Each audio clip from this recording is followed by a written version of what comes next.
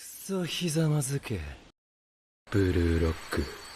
Michael Kaiser no es solo un jugador, es un sobreviviente, un alma quebrada por un mundo cruel que decidió convertir sus cicatrices en coronas.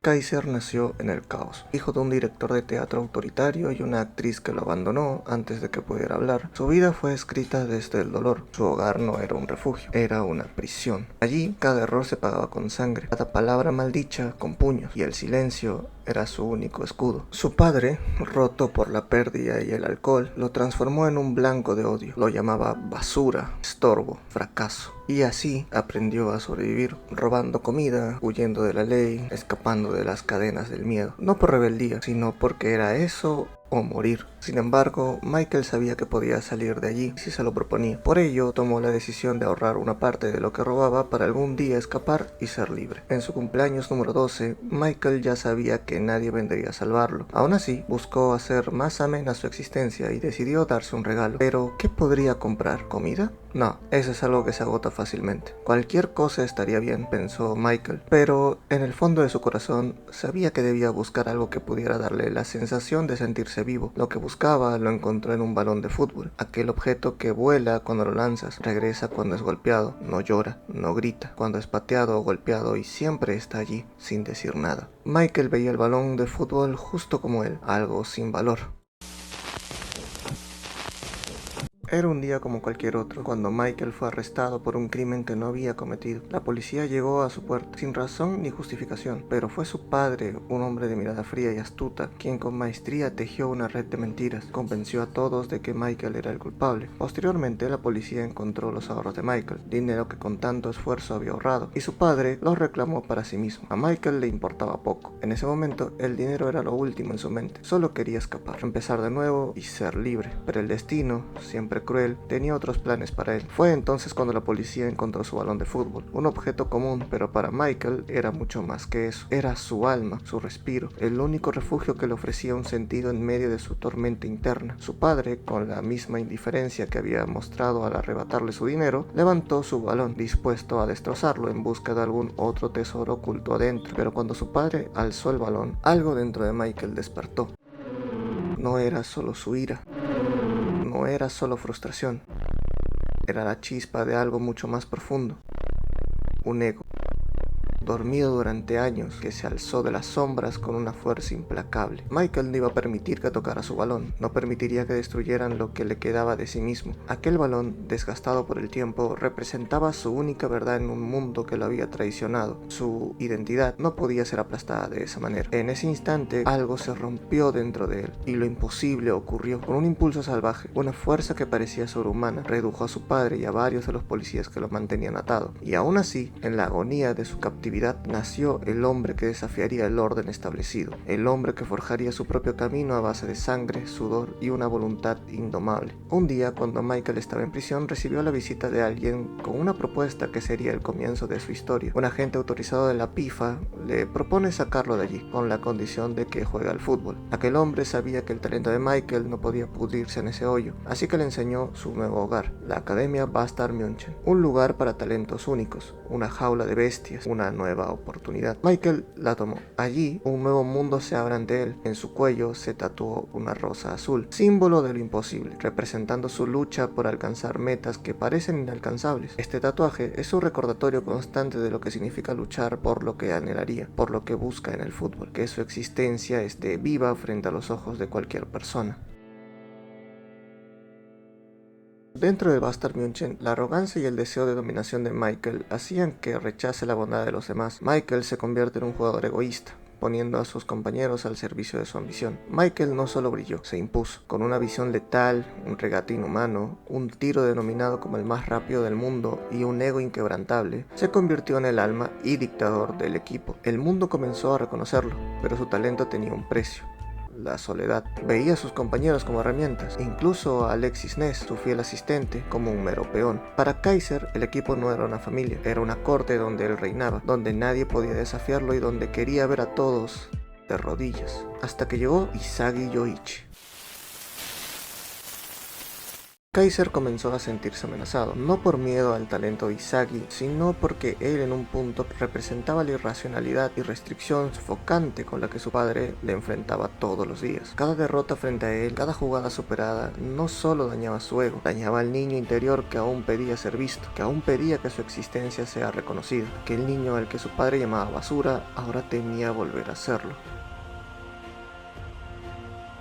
La presión se hizo insoportable. Kaiser comenzó a flaquear, sus jugadas ya no eran invencibles, su aura de emperador se resquebrajaba, el fantasma de su padre volvió a sus pensamientos, el dolor de su infancia, el miedo a ser reemplazado, lo paralizó. Por primera vez, Michael Kaiser dudó de sí mismo, y cuando el emperador duda, su imperio se tambalea. Kaiser tuvo miedo a perder su actual yo, miedo a perder todo por lo que había luchado, miedo a volver a sentirse como aquella cosa inútil que era antes. Kaiser ya no se sentía en la cima del mundo.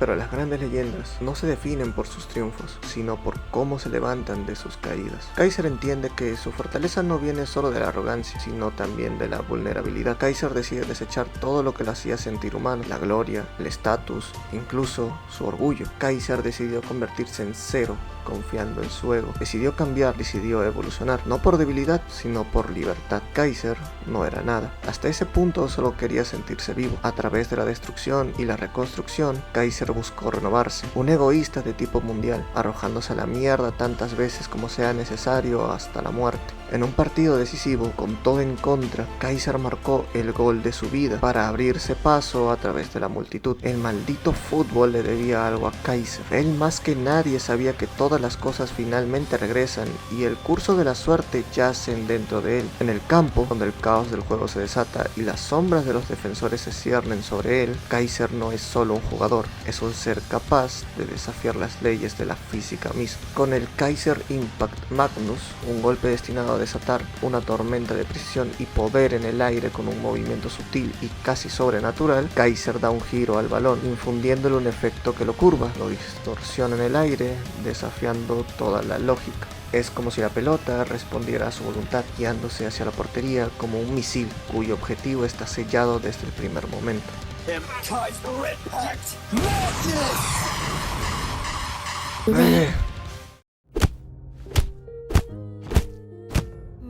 Hey, mi balón.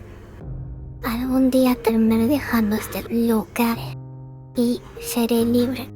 Ganaré mucho dinero, comeré comida deliciosa, me volveré humano y si esto se vuelve realidad, me gustaría que alguien me ame. Quiero experimentar ser amado.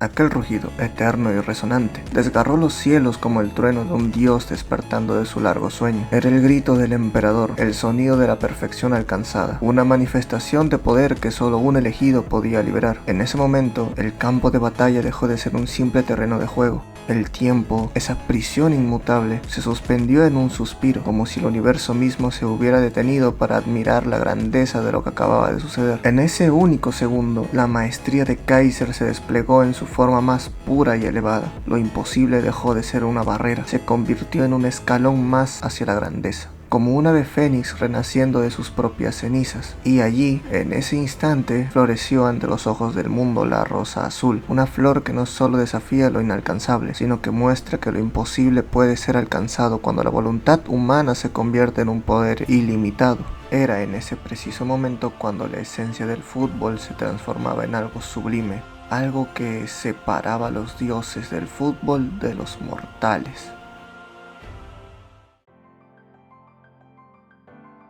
La historia de Michael Kaiser no es solo la de un futbolista, ni una simple crónica de triunfos y derrotas. Es la historia de todos aquellos que nacieron en las sombras, que crecieron en medio del caos y el sufrimiento, pero que en lugar de sucumbir a su destino, decidieron luchar por algo más grande. El viaje de Kaiser es el viaje de un niño que se levantó del abismo, que desafió la oscuridad que lo rodeaba y que decidió, contra todo pronóstico, hacerse dueño de su destino. Kaiser no es solo una figura en el fútbol, es un reflejo de la resistencia humana, de cómo el dolor y la adversidad pueden transformarse en combustible para alcanzar la grandeza. Cada insulto que recibió, cada golpe que sufrió, se convirtió en una lección que lo fortaleció. No se dejó definir por su pasado ni por las circunstancias que lo rodeaban. Al contrario, abrazó sus cicatrices como medallas de honor, porque sabía que eran prueba de su supervivencia, de su capacidad para seguir adelante cuando el mundo intentaba derribarlo. Kaiser nos muestra que no importa de dónde vienes, lo que importa es hacia dónde estás dispuesto a llegar. La grandeza no se mide por las circunstancias que nos tocó vivir, sino por la fortaleza que decidimos cultivar dentro de nosotros, aun cuando todo parece perdido.